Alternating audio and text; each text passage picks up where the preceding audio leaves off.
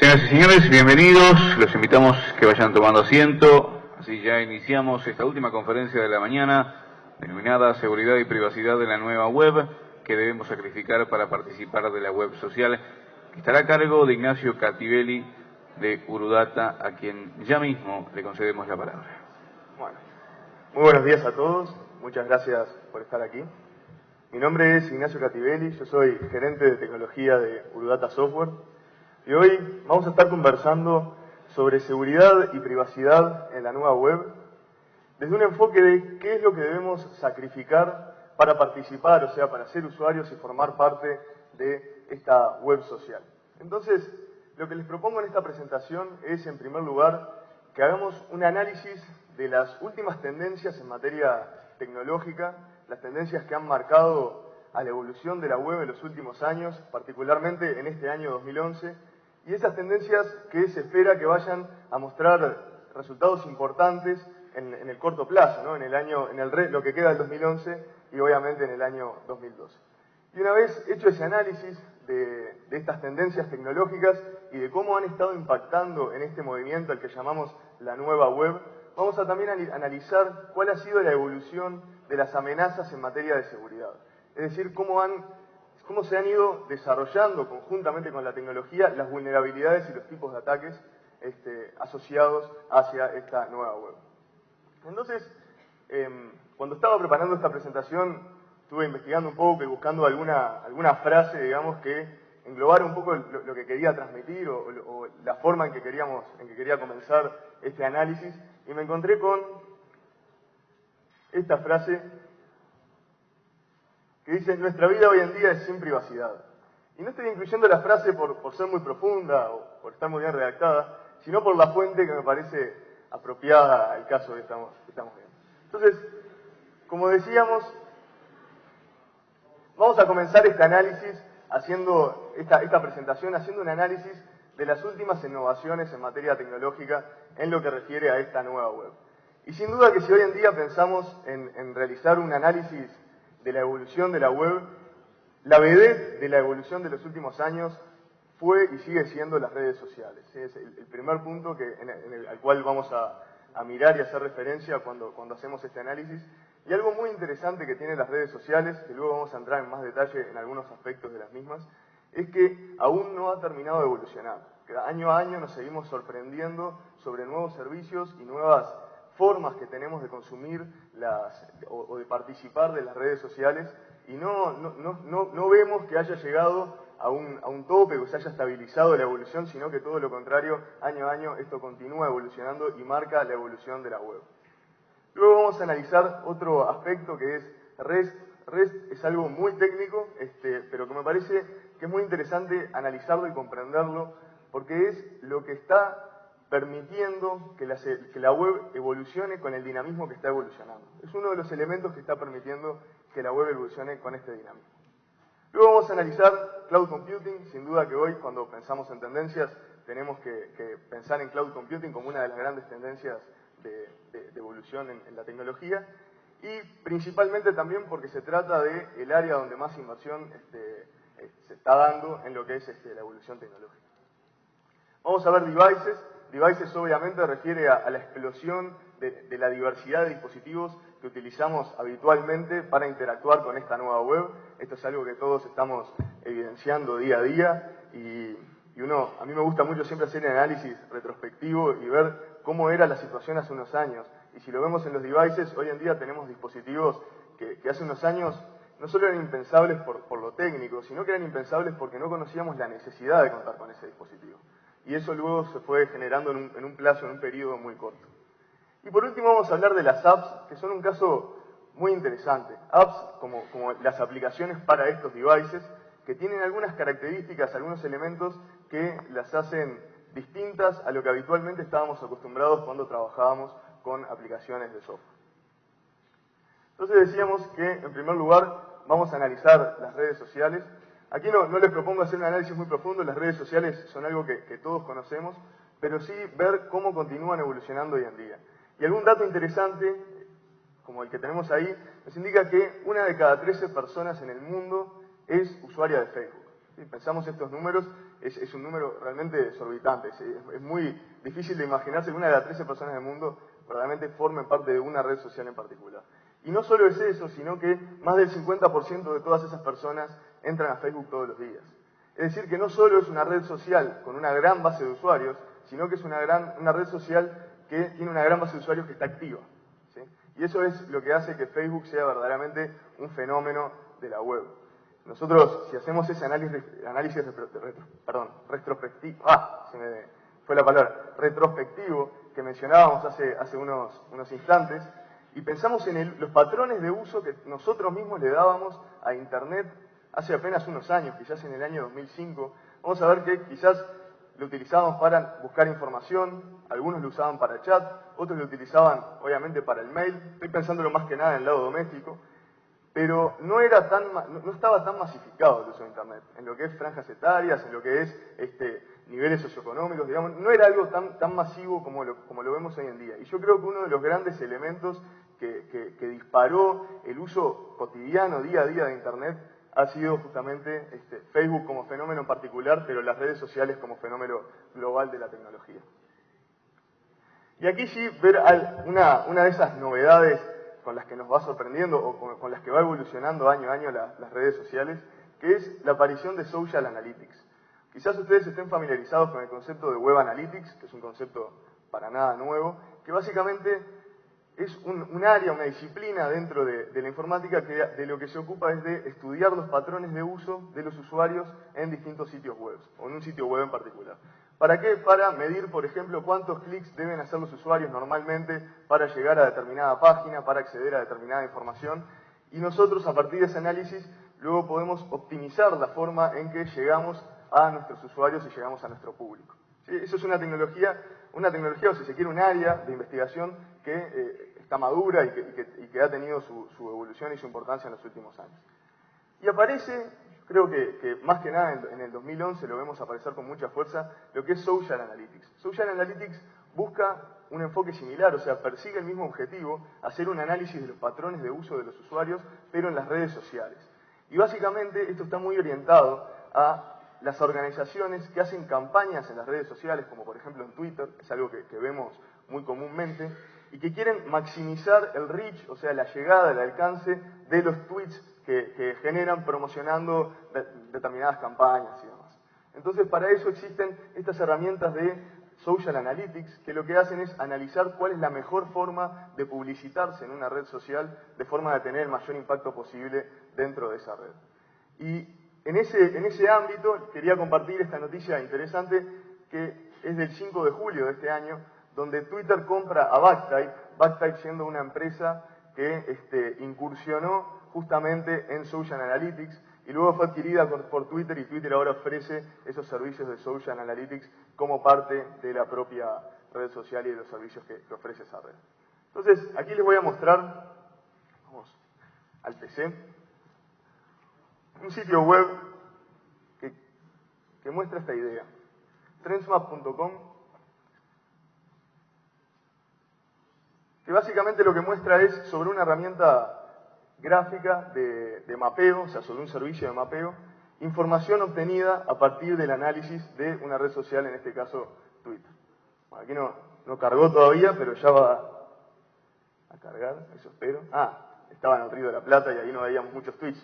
Pero si nos paramos en Montevideo, vemos cuáles son los temas que están siendo tuiteados, o sea, que están en boca de los usuarios de Twitter en esta región en este momento. Y vamos a poder ver, por ejemplo, bueno, agosto, Aratirí como uno de los temas, Peñarol, etcétera, y vamos a poder seleccionar, por ejemplo, Aratirí y ver cuál es la opinión de la gente y qué es lo que está diciendo en este momento sobre Twitter. Entonces, aquí si quieren, tenemos un ejemplo de un servicio que integra información de dos fuentes diferentes, que son una fuente de mapeo y la red social Twitter de microblogging, realiza un análisis sobre la red social Twitter, un social analysis, y luego despliega los resultados de ese análisis en un mapa indicando en los distintos lugares del mundo cuáles son los temas de tendencia, cuáles son los temas candentes que está conversando la población en esas redes sociales. Bien, otro elemento es REST. Y aquí, como les decía, vamos a ir un poco más a lo técnico.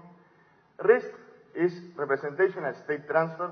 Quizás ustedes estén familiarizados con los distintos mecanismos que existen para lograr la interacción entre distintas aplicaciones. Y sin duda que si pensamos en interacción entre distintas aplicaciones, en lo primero que pensamos es en Web Service como mecanismo de integración.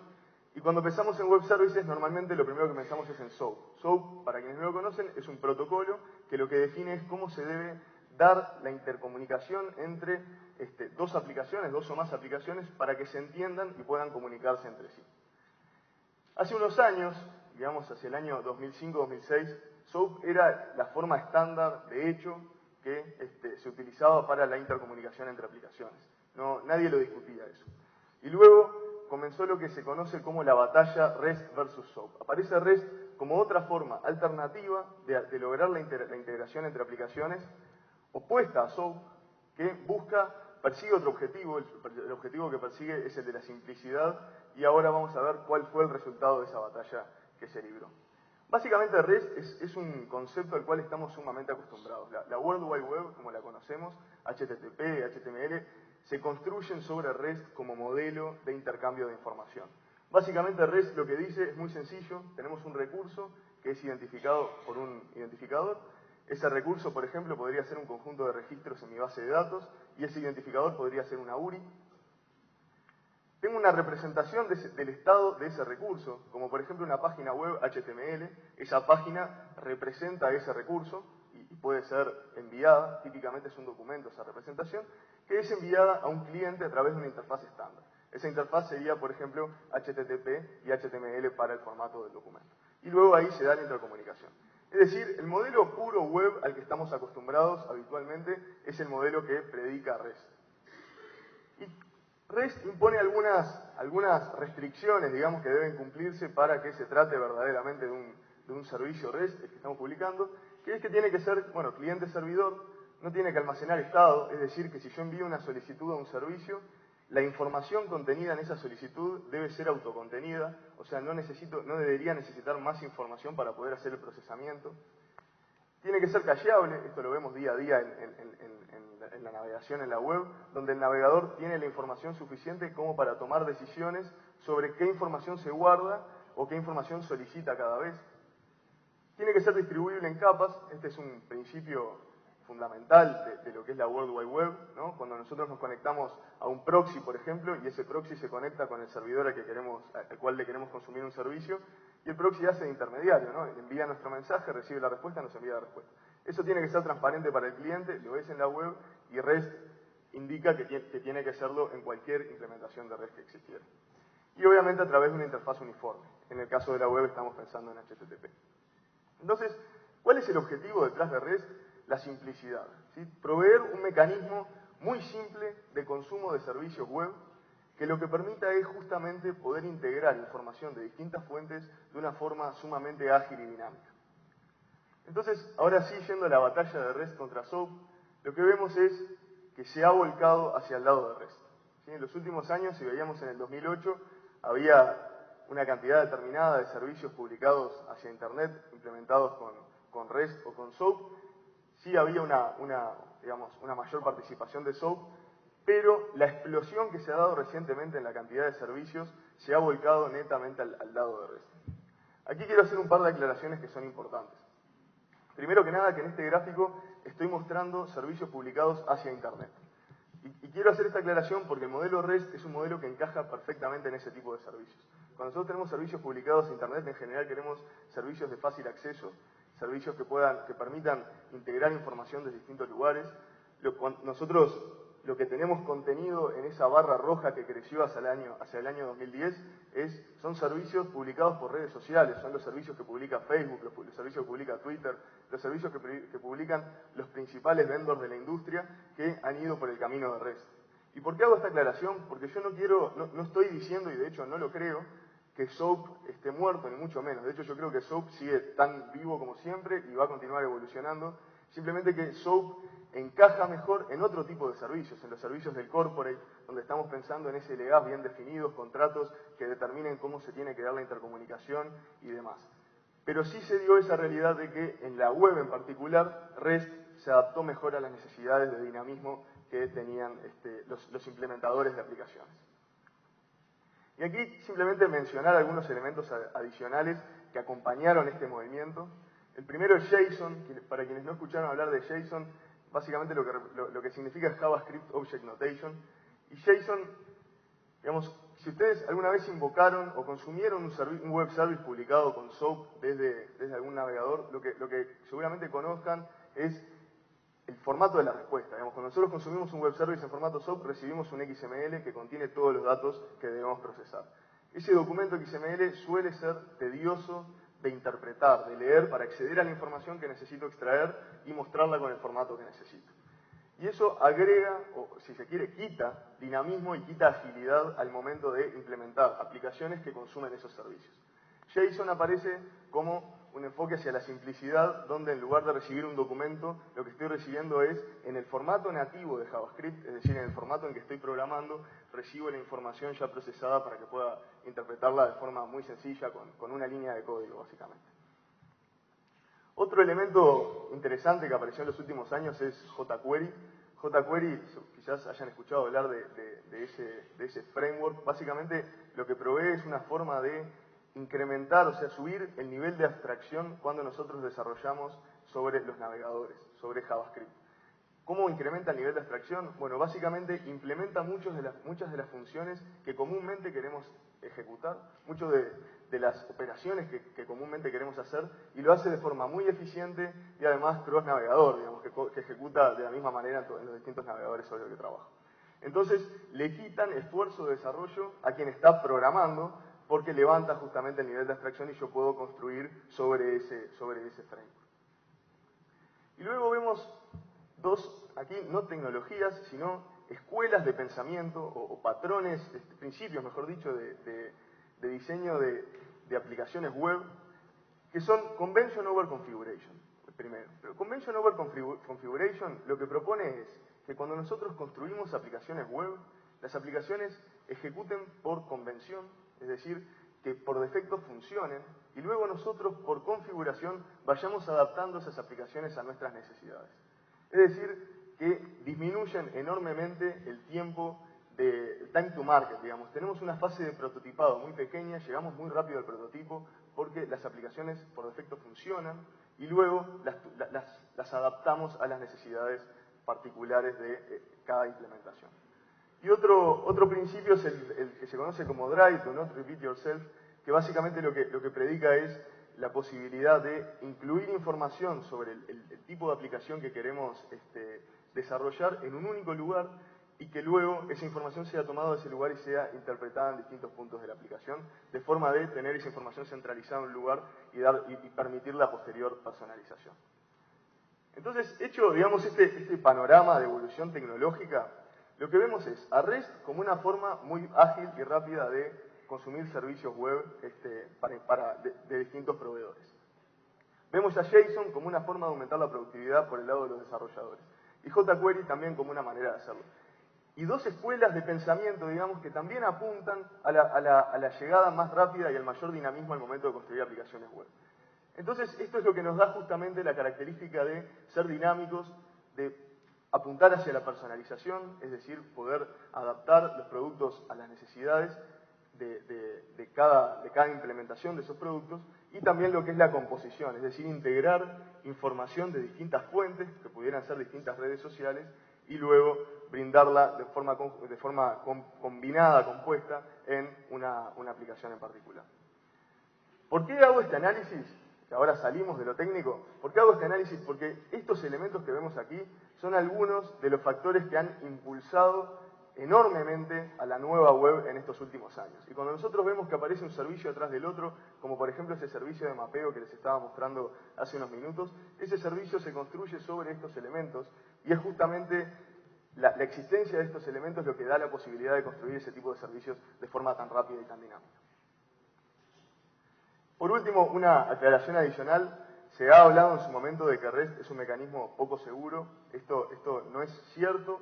Quería hacer la aclaración por si después, en todo caso, podemos conversarlo por si alguno se había quedado con esa idea porque básicamente REST utiliza los mismos protocolos que utiliza la web en general, utiliza SSL para la seguridad, y SSL es un protocolo en el cual todos confiamos al momento de navegar en Internet. Cuando nosotros ingresamos nuestras credenciales, cuando ingresamos nuestra tarjeta de crédito, normalmente lo estamos haciendo sobre una conexión segura y confiamos en eso.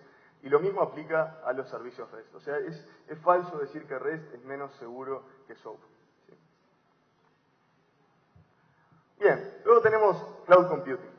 Cloud Computing como otra de las grandes tendencias que yo me imagino que todos en estos años han escuchado hablar de Cloud Computing.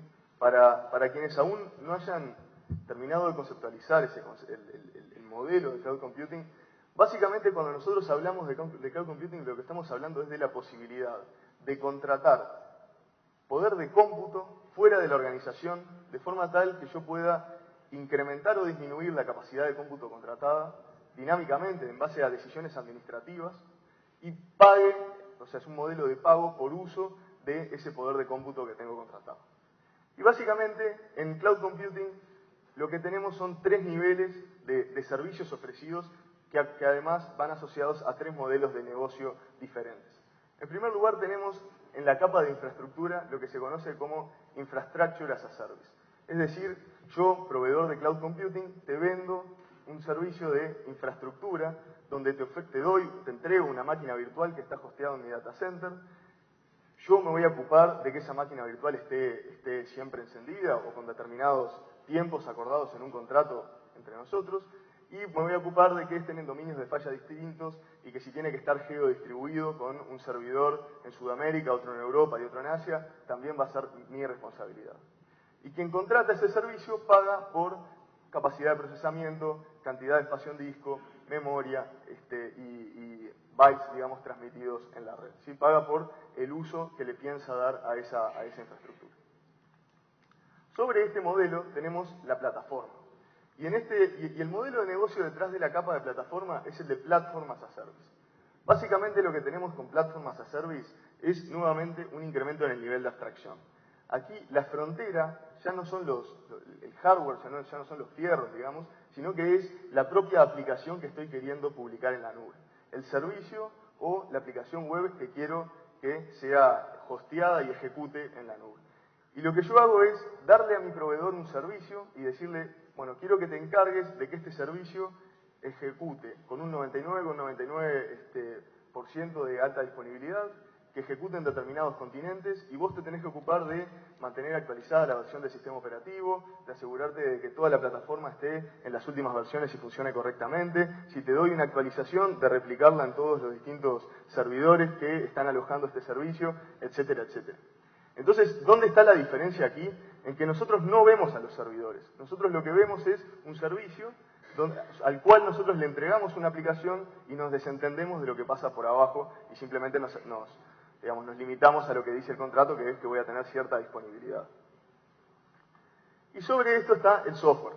Software y en la modalidad Software as a Service, que básicamente lo que predica es la posibilidad de hostear enteramente el software en una plataforma de Cloud Computing, donde no sea requerido para los clientes, para poder consumir ese software, que instalen algún componente adicional, y yo voy a pagar por el uso de ese software, o sea, por el uso que se le da a ese software que hago disponible a través de la plataforma.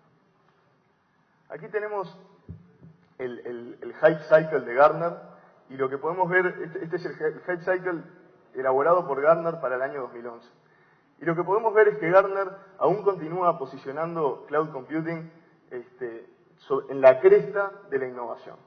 O sea, Cloud Computing, a los ojos de Gartner, se continúa posicionando en una etapa de innovación tecnológica y adaptación a las necesidades reales que va a ir manifestando la industria. Como toda nueva tecnología, ellos prevén como ese ciclo, y está lejos de haber llegado a una fase de madurez que está representada por ese plató, digamos, hacia la derecha.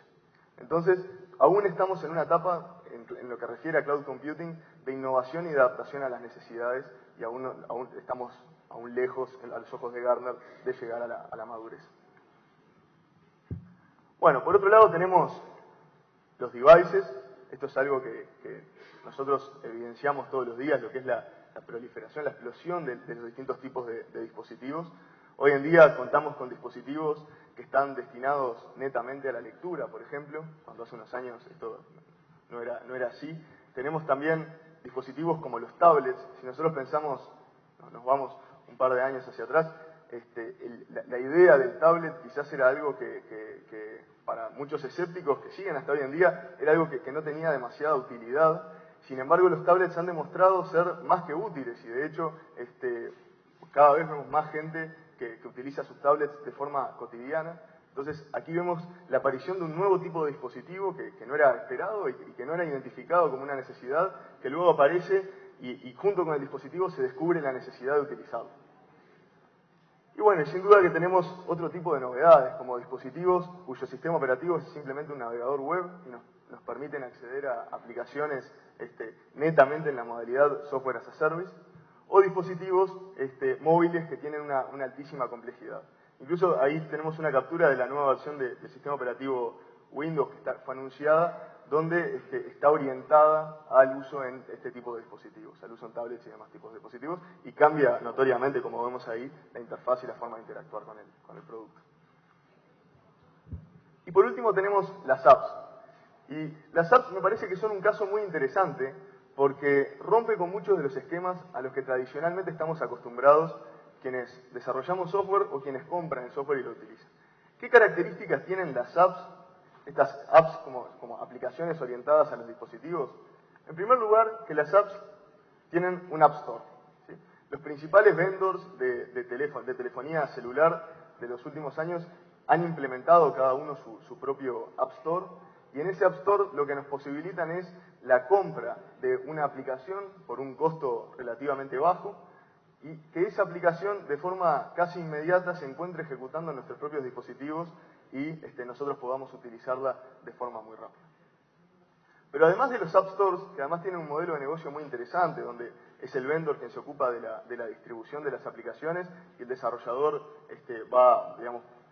parte las ganancias con el vendor por haberle hecho ese servicio de distribución, aparecen otros elementos que son, digamos, específicos para las apps o que han distinguido las apps de los otros tipos de aplicaciones a los cuales estábamos acostumbrados. En primer lugar vemos Cloud Computing. Cloud Computing ha encontrado su espacio claramente en lo que refiere a las apps. Como decíamos, las apps suelen ser generalmente pequeñas, no suelen ser muy sofisticadas en sí mismas, pero sí suelen estar acompañadas de una gran batería de servicios que está publicada en la nube. Y esa es una de las características que típicamente vemos en esas apps. Aquí vemos Device Specific. Yo creo que este caso me parece muy interesante, me parece una de las grandes ironías que se ha dado recientemente en la evolución de la tecnología, que es que ustedes probablemente recuerden hace unos años, quizás por el 2007-2008, se hablaba de si se venía el fin del software, si se estaba aproximando el fin del software y todo iba a pasar a ser modalidad software as a service, y quién iba a ganar el frontend, cuál iba a ser la empresa que iba a contar con ese punto de acceso al software de forma que se vea de la misma manera independientemente del dispositivo con el cual esté trabajando. Y esas eran las discusiones que se mantenían en esas épocas. Y en ese momento aparecen las apps, y las apps justamente van al modelo opuesto. Las apps son device specific. Yo desarrollo una aplicación para un iPhone y esa aplicación no va a ejecutar ni en un Windows Phone, ni en un Android, ni en un BlackBerry. Entonces, las apps cambian el enfoque y lo que buscan es explotar al máximo los recursos que tengo disponibles en el dispositivo para darle al usuario una experiencia diferencial. Y aquí veo una gran ironía o un ejemplo muy interesante, porque mientras los proveedores de software estaban discutiendo cómo hacer para simplificar y para proveer una interfaz unificada para el uso de las aplicaciones, quienes se terminaron pronunciando fueron los usuarios que dijeron, bueno, yo lo que necesito es una aplicación que ejecute de la mejor forma posible en mi dispositivo. Y hacia ahí es hacia donde terminó yendo la industria. Bueno, realidad aumentada es un tema interesante como modalidad, como nuevo tipo de aplicaciones. Para quienes no estén familiarizados con el tema, sí seguramente conozcan a qué me refiero. Realidad aumentada son las aplicaciones que toman imágenes de la realidad y le agregan información sobre esas imágenes. Típicamente en los teléfonos móviles, esas aplicaciones donde, por ejemplo, con la cámara, señalo un cartel y me muestra sobre el propio teléfono ese mismo cartel traducido, por ejemplo, al idioma español. O esas aplicaciones donde podemos apuntar al cielo y nos dibuja sobre la porción de cielo que estamos apuntando las constelaciones que están en ese momento, en ese lugar. Estas son aplicaciones de realidad aumentada, o sea que le agregan información a lo que percibimos de la realidad. Integración, sin duda que es uno de los grandes puntos de evolución que ha tenido la web en general en estos años, y en particular las apps. Integración en base a, como veíamos hace unos instantes, tecnologías como REST, que son las que han sido grandes habilitadores de ese modelo de integración masivo. Y por último, y este es el caso que más interesante me parece en este momento, es Context Awareness. Porque Context Awareness es algo que ha ido ganando mucho impulso el año pasado, continúa ganando mucho impulso este año, y yo me imagino que va a tener mucho impulso en los próximos años y va a tener mucho que mostrar. ¿A qué me refiero con Context Awareness? A las apps que ejecutan en dispositivos y ejecutan de forma consciente o analizando el entorno, el ambiente donde está ejecutando esa aplicación. Y aquí compartirles algunos números. Foursquare creció un 3.400% en solo un año.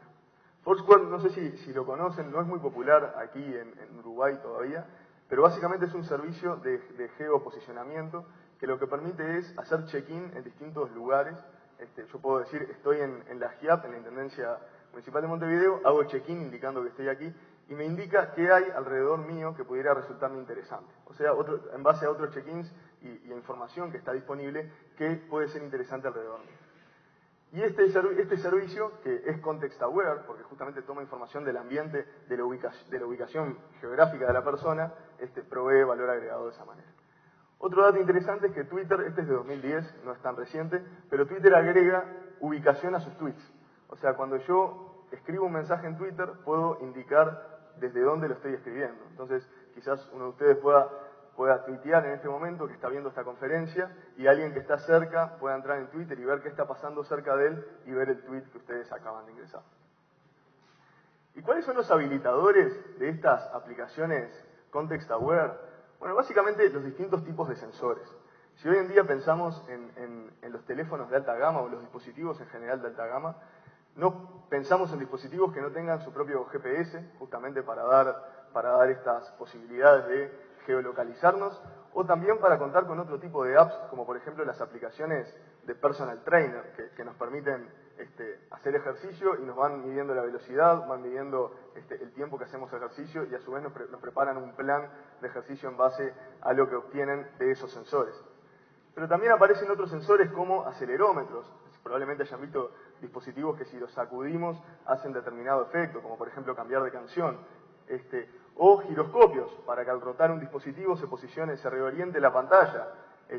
También brújulas, o sea, hay dispositivos que saben dónde está el norte, entonces si yo me paro en un mapa, me pueden apuntar con una flecha, indicar hacia dónde estoy mirando yo y hacerme caminar en el sentido correcto para llegar a mi destino, por ejemplo. Y así otros tantos sensores que habitualmente vemos en dispositivos, quizás no sean tan fáciles de identificar, pero por ejemplo los teléfonos de alta gama generalmente vienen con sensores ultrasónicos de forma de medir la distancia a la cara, y si nosotros los alejamos pueden prender la luz de la pantalla, por ejemplo, o incrementar el volumen del altavoz o disminuirlo si lo acercamos nuevamente a la cara de forma automática. Hay dispositivos que miden la luminosidad del entorno, disminuyendo el brillo de la pantalla si estamos en un entorno muy luminoso e incrementándolo si estamos en un entorno muy oscuro, etc. Entonces, habiendo hecho un panorama tecnológico de estos últimos años en lo que refiere a la nueva web, vamos ahora a centrarnos en algunos de los ataques de seguridad más comunes que vemos hoy en día. Y en primer lugar, encuentro como uno de los ataques, una de las grandes vulnerabilidades de los sitios web hoy en día, el conocido como XSS o Cross-Site Scripting. Para quienes no conocen este tipo de ataque, básicamente se trata de un ataque informático donde yo, hacker, digamos, inyecto código en un sitio web y ese código es desplegado a los demás usuarios, quienes sin saberlo van a ejecutar el código inyectado por mí y van a ser víctimas de ese ataque en base a lo que yo quiera hacer con ese código. ¿Qué podría lograr? Engañar al usuario haciéndole enviarme información confidencial, podría hacer que el sitio deje de funcionar, podría hacer una gran cantidad de cosas porque tengo el poder de inyectarle código que va a ejecutar el usuario. Entonces aquí, para llevar esto a la práctica, tengo preparado un ejemplo de un ataque de cross-scripting. Para terminar de transmitirles lo importante, digamos, y la gran amenaza que esto significa para los sitios web en general que no estén debidamente protegidos. Luego les voy a hablar de las mitigaciones. En general los sitios suelen estar protegidos contra este tipo de ataque, pero no siempre es el caso. Entonces aquí tengo un sitio web que yo hice, que básicamente es bien sencillo. Lo que muestra es una lista de los usuarios registrados en el sitio y me da la posibilidad de registrarme. Entonces si yo vengo aquí, ingreso mis datos, nombre de usuario, nombre y apellido, email y contraseña. Me registro y ahí vemos que en la lista de usuarios apareció mi nombre, Ignacio Cativelli, dentro de los usuarios registrados en el sitio. Veamos un instante el código fuente de esta página.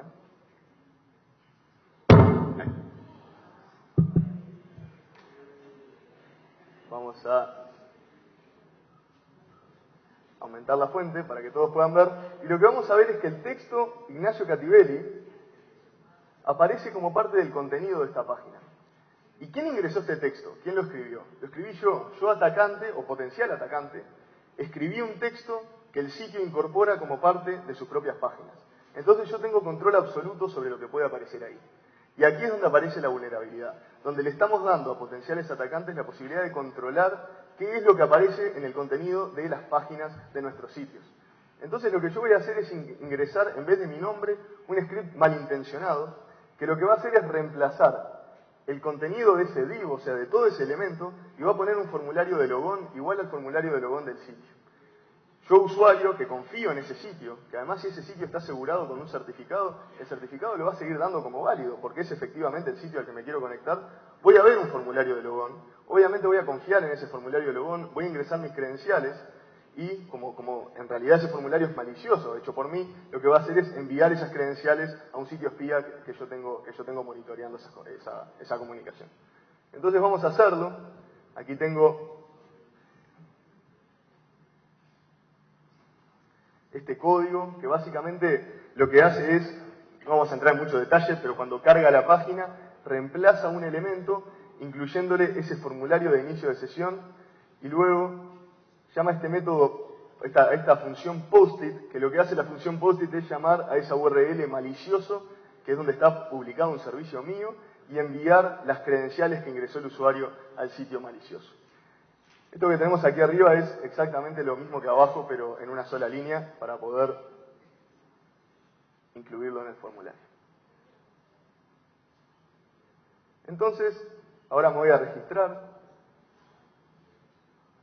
como un usuario malicioso, voy a pegar todo este script que acabamos de generar, voy a ingresar mi email, mi contraseña, me registro y luego cierro sesión. Y vean que esta es la página pública del sitio, que ahora incluye un formulario de logón, porque justamente yo le puse el código malicioso que hace que se dibuje este formulario. Como les decía, aquí en el fuente, todo este texto ahora es ingresado por mí. Y si vamos a mi sitio malicioso, este es un sitio que simplemente escucha y muestra los usuarios y contraseñas que va recolectando. Cuando yo venga aquí, digamos, sin saber que estoy ante un ataque de este tipo, e ingrese mis credenciales, Cativelli, y mi clave, ingresar, lo que va a estar pasando es que se pasó al servicio malicioso. Entonces, este es un ataque que obviamente es muy peligroso, ¿no? Es un ataque que representa una vulnerabilidad muy importante en las aplicaciones web. Ahora, por otro lado, les decía que existen mitigaciones posibles, sí, eso sin duda. Esa aplicación que yo usé de ejemplo estaba construida en ASP.NET, pero no estoy queriendo ni mucho menos mostrar una vulnerabilidad de ASP.NET, que de hecho no la tiene, porque yo tuve que deshabilitar 2 controles de seguridad que nativamente tiene ASP.NET para que esto funcionara. Con haberle dejado habilitado alguno de esos controles, ya este ataque me hubiera sido imposible. Y además existen buenas prácticas, que son prácticas que todos los desarrolladores de aplicaciones tienen que tener en cuenta al momento de construir aplicaciones web, como por ejemplo nunca mostrar texto en el que no confiamos como si fuera texto confiado, digamos, como si fuera parte de una página. Y existen alternativas para evitar ese tipo de escenarios. Bien, otros tipos de ataques, SQL Injection. SQL Injection ya tiene sus años y estoy seguro que han escuchado hablar muchas veces de este tipo de ataque. El concepto es muy similar al de cross-site scripting. Lo que hacemos es, en lugar de inyectar código, inyectar sentencias SQL para que ejecuten contra la base de datos, como si fuera una sentencia SQL confiable, pero en realidad lo que estamos haciendo es inyectar nuestra propia consulta, actualizar una tabla de la base de datos e indicar que ahora mi saldo pasó a ser tal. Otro tipo de ataques más sofisticados como cross-site request forgery. El ataque cross-site request forgery básicamente lo que busca es explotar en Internet la posibilidad que tiene un usuario de iniciar una sesión contra un sitio, un usuario bien intencionado, ¿no? Por ejemplo, que entra a su sitio de e-banking, inicia su sesión, se autentica perfectamente y en otra solapa entra, por ejemplo, un foro. Y en ese foro hay alguien, un usuario malicioso que posteó una imagen y el source de esa imagen es el sitio de e-banking con la operación realizar transacción monto igual tanto, por ejemplo. Obviamente estoy haciendo un ejemplo muy básico. Pero entonces, cuando yo accediendo al foro intente cargar esa imagen, voy a estar invocando esa URL, y como yo estoy autenticado contra el sitio de e-banking, el sitio de e-banking piensa que efectivamente soy yo quien está queriendo hacer esa operación, y por lo tanto me va a permitir hacerlo. Obviamente aquí estoy minimizando el tipo de ataque. Como les decía, es un ataque complejo, porque se tienen que dar muchas condiciones, tengo que estar autenticado. Nunca un sitio de banking va a permitir, en base a una URL, realizar una operación, eso nunca va a pasar por prácticas de seguridad, pero sí que es un ataque potencialmente peligroso. Y por último tenemos el Denial of Service. El Denial of Service es un ataque donde se coordinan muchos equipos y en simultáneo envían solicitudes a un servidor de forma de tirar abajo ese servicio, saturarlo, tirarlo abajo y en el peor caso tirar abajo incluso el servidor que lo aloja. Y este ataque hoy en día tiene cierta, resulta ser interesante porque es el que se espera que use el grupo Anonymous en su amenaza, digamos, que seguramente todos conozcan, de tirar Facebook para el 5 de noviembre. Todos los analistas esperan que venga por este lado, digamos, que vayan a coordinar un número muy grande de equipos y que todos en simultáneo saturen el servicio de Facebook, eventualmente tirándolo abajo. Vinculado con el Denial of Service tenemos el concepto de botnet. Una botnet básicamente es una red de equipos de PCs infectados que son controlados por un hacker. Y ese hacker que controla la botnet tiene el poder de realizar cualquier tipo de operación sobre esos equipos que están bajo su control.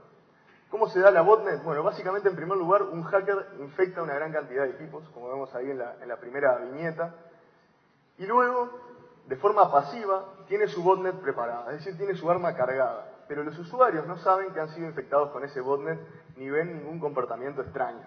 ¿Sí?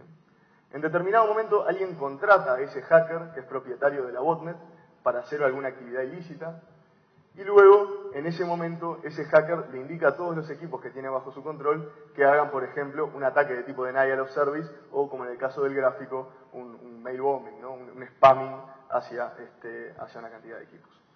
Entonces, este es un tipo de arma, si se quiere, de ataque que ha tomado mucha relevancia en los últimos años.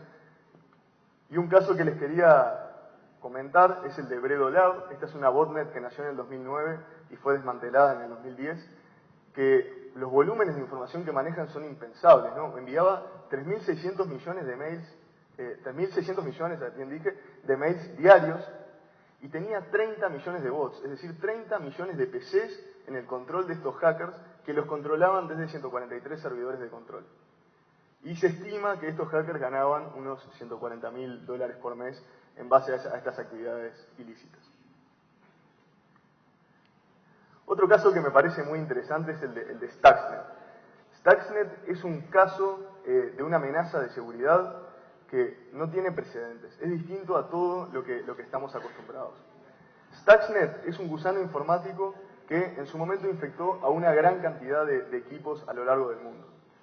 Y los analistas de seguridad, cuando vieron este gusano, lo que veían es que no tenía ningún comportamiento aparente. Es decir, este gusano infectaba a los equipos, pero los equipos no hacían nada, no tenían ningún efecto colateral, simplemente el efecto era que estaba el gusano instalado. Luego, haciendo un análisis un poco más avanzado, detectaron que el 60% de los PCs infectados en todo el mundo se encontraban en Irán. Y no solo encontraron esa realidad, sino que además vieron que en esos PCs de Irán, en muchos casos sí manifestaba algún comportamiento ese gusano. Básicamente lo que hacía era, cuando se infectaba un equipo, si detectaba que estaba instalado el software controlador de un PLC Siemens, digamos, su target era los PLCs utilizados para el enriquecimiento de uranio en Irán. Vean lo específico de lo que estoy hablando. Infectaba los PCs y se fijaba si ese PC tenía el software controlador de un PLC Siemens, si lo tenía instalado un rootkit, un software malware, digamos, en ese PLC, y el PLC lo que hacía era, se fijaba si tenía, si estaba controlando una centrifugadora de determinada marca que esté girando a determinada frecuencia. Porque esa es la forma de hacer el enriquecimiento de uranio. Y si eso se daba, lo que hacía era espionaje industrial, o sea, obtenía información y la enviaba, y además alteraba la frecuencia, saboteando el proceso de enriquecimiento de uranio. Entonces aquí estamos ante un caso totalmente distinto a lo que estamos habituados. Esto es realmente un arma, un ciberarma del siglo XXI, donde los intereses obviamente van mucho más allá del spam, digamos, y verdaderamente se cree que Stuxnet contribuyó a desacelerar el proceso de enriquecimiento de uranio en Irán. Bueno, y por último, con esto hemos comenzado la charla, vamos a cerrar con el tema de privacidad. Y aquí cuando digamos, analizamos la problemática de la privacidad hoy en día, es muy importante tener una idea clara de a qué nos estamos refiriendo. Entonces, a mí me pareció interesante ver qué opinaban los grandes vendors de la industria, las personas responsables, que en definitiva son las que terminan definiendo cómo se dan hoy en día cómo se trabajan estos conceptos. Y bueno, Steve Jobs, en el D8, cuando le preguntan cómo ve él, cómo entiende él la privacidad y cómo Apple ataca este problema en el iPhone, Steve Jobs lo que dice es que él considera que la privacidad refiere a que cada persona tiene que saber, para su información, qué parte de esa información está siendo accedida por las aplicaciones y qué uso le va a dar a esa información la aplicación que está accediendo a esos datos. Para quienes vinieron a la charla anterior, esto es muy similar a lo que se expuso, a lo que se evaluó en esa charla. Básicamente propone un modelo de privacidad que es como un contrato. Si se quiere, un contrato ficticio, ¿no? Un contrato donde nosotros lo que decimos es, esta es la información a la que te permito acceder y tú la podés usar solo con esta finalidad. Y si yo te pido que no la uses más, deberías dejar de utilizarla. Aquí en Uruguay tenemos una ley de protección de datos personales que justamente lo que permite es eso, justamente lo que da es el derecho de la ciudadanía de conocer qué uso se le está dando qué información está almacenada en primer lugar y además qué uso se le está dando a esa información y tiene la posibilidad de corregirla o solicitar su eliminación si lo creyera conveniente. Ahora, algo interesante cuando analizamos la privacidad es que si bien este marco normativo es sumamente importante, existen obviamente puntos donde esta privacidad igual puede ser vulnerada. Por ejemplo, si pensamos en el ataque de Anonymous a la Sony PlayStation Network, donde se obtuvieron una gran cantidad de datos personales y una gran cantidad de números de tarjeta de crédito, eso más allá de lo establecido, digamos, con el proveedor de servicio, fueron víctimas de un ataque y les robaron la información. Y eso, una vez que sale de las fronteras, pierde el control de los dueños. Ni hablar el caso de Wikileaks, es un caso que demuestra justamente lo mismo, e incluso casos donde no hubo mala intención de por medio, como este caso que todos conocemos, donde Diego Forlán publica un video sin saber lo que estaba publicando, y bueno, una vez que llegó a Internet, obviamente como la Internet es globalizada, ya no había marcha atrás. Entonces, ya para cerrar, yo veo que nosotros somos parte de esta nueva web, estamos viendo una evolución que, digamos, comenzó hace unos años y sigue evolucionando hoy en día hacia una web social. ¿Y cuál es la característica de esta web social? ¿Y cuál es verdaderamente la revolución, el cambio que ha tenido Internet en los últimos años? Que pasa de ser data-centric, es decir, que pasa de ser una Internet centrada en los datos y en la información, a ser user-centric. Internet hoy en día es centrada en los usuarios. Y los bloques constructivos de la Internet somos cada uno de nosotros. Entonces, estas vulnerabilidades que veíamos de seguridad, si bien potencialmente representan un riesgo, yo creo que es un trade-off que estamos dispuestos a sacrificar para formar parte de este gran proyecto que es la nueva web. Muchas gracias. Fuerte aplauso entonces para Ignacio Catibele de Eurodata. Y los invitamos para después del break, a las 14 horas, para la próxima conferencia, que estará a cargo de la Intendencia de Montevideo.